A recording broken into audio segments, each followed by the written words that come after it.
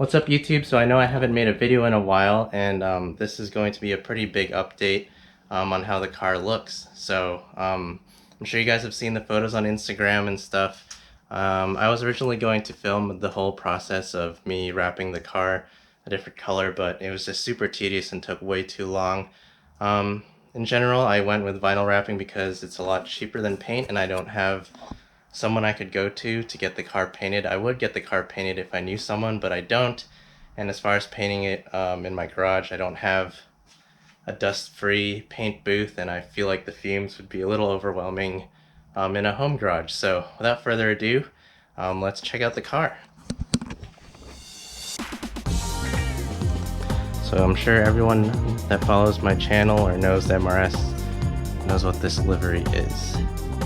So some additions to the car, I added this lip kit, which is the TRD style lip kit. It is just Duraflex and pretty crappy. I got it used, as with pretty much everything for this car. Sorry I'm filming at night and in the garage, but I still have to undergo a lot of work on this car really soon. But anyway, that's the car. Let's get a wide view. I'm sure you guys can check out my Instagram for more photos. Still have the same 205 setup. I was going to flare it, but I don't want to buy new wheels and tires right now.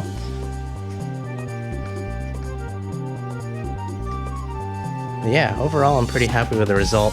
The cool thing about vinyl, especially with all the autocross stuff I do and driving it, it's self-healing. So what happens, like if you get a scratch and stuff, you can hit it with a heat gun and it'll go away. So that's pretty helpful, considering all the scuff marks that I've had on the previous paint. But yeah, anyway, let's talk about some of the difficulties, well, a lot of difficulties I've had trying to wrap this car. Most vinyl wrap techniques you can find. The main guy I followed to get this done was CK Wraps on YouTube. I just watched a bunch of his technique videos, and big shout out to Jude, my friend, who pretty much did a majority of the difficult stuff on this car and was the one that helped talk me into getting this vinyl wrapped.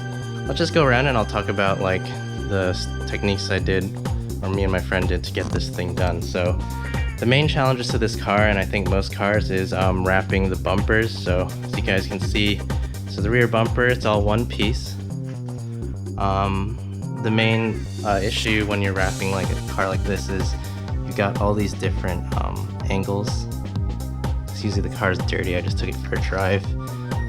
Yeah, but you have all these different angles and recesses and like the vents here, and that causes some issues with insulation, especially if you try to do this all one piece. So the way we start is you try to put the vinyl very flat against the middle here, and then you pull it wide and stretch it around the car with heat.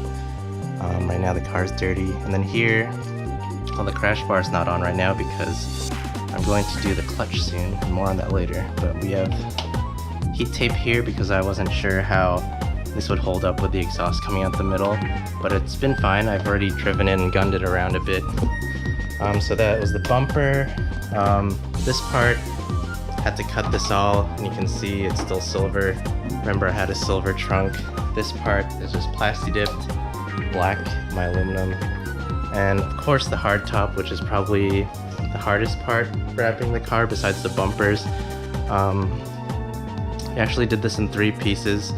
Maybe you can't see it on camera. You can kind of see it if the sun is really bright and hitting it directly and the car is dusty, but there's a seam here and here, and this was done in 3 pieces.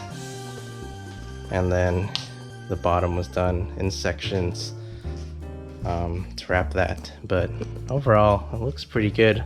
Definitely a lot better than my crappy clear coat that I had before. I don't know if you guys could tell, but if you look closely in the videos, it's super sun faded. And those clear coat spots, like there's a couple here, they're all sanded flat down underneath. But overall, like, it's pretty good for vinyl wrap. If you don't clean underneath, you'll see some imperfections, or if you have dust. So that was the biggest thing. Another reason this took so long is because you have to remove everything. I removed the headlights, like this thing, like all the molding and everything. and you have to tuck in the vinyl under all of this rubber. Takes forever.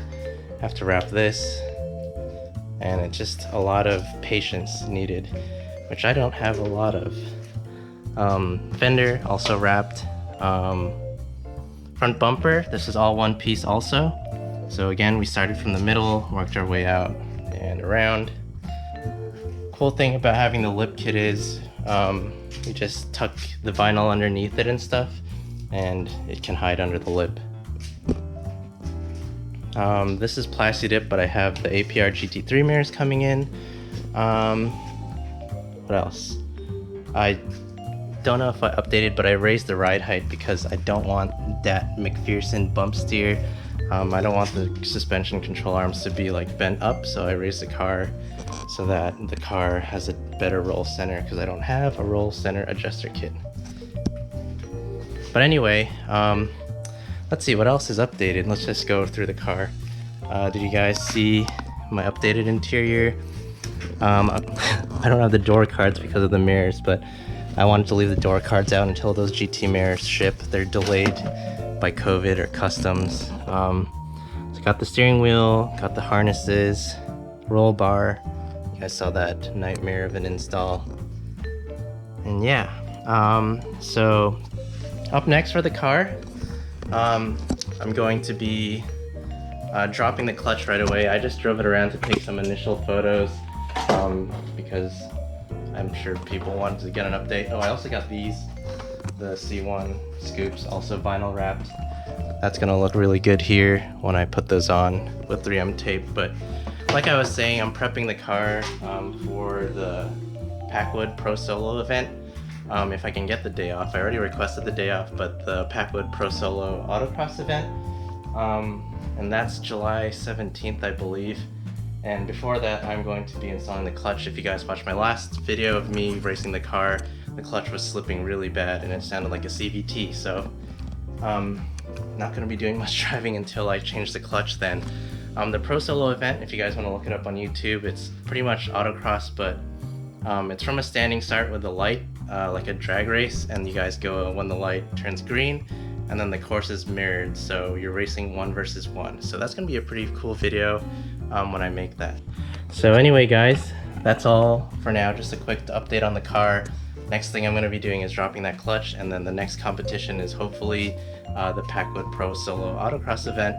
And then after that, we'll try to get this thing to some track days because now we have the roll bar. But first event I want to do is that National Pro Solo competition. Those are really fast guys, and I'm probably going to get smacked, but I will be in the XSB Unlimited class where you have like open to all modifications and limited to 200 treadwear tires. So hopefully my lightweight should help with that. The courses are a little faster if you guys want to watch that stuff online, but we'll just see how it goes. I'm going to change the clutch. I'm not sure if I'm going to film that. You guys already know from my engine install video, like installing a clutch is installing a clutch. Maybe I'll try to film it, but in the interest of time, I might not film that, and I will just see you guys at the competition. Anyway guys, thanks for watching, and I hope you enjoyed this quick video, or a quick update of the car.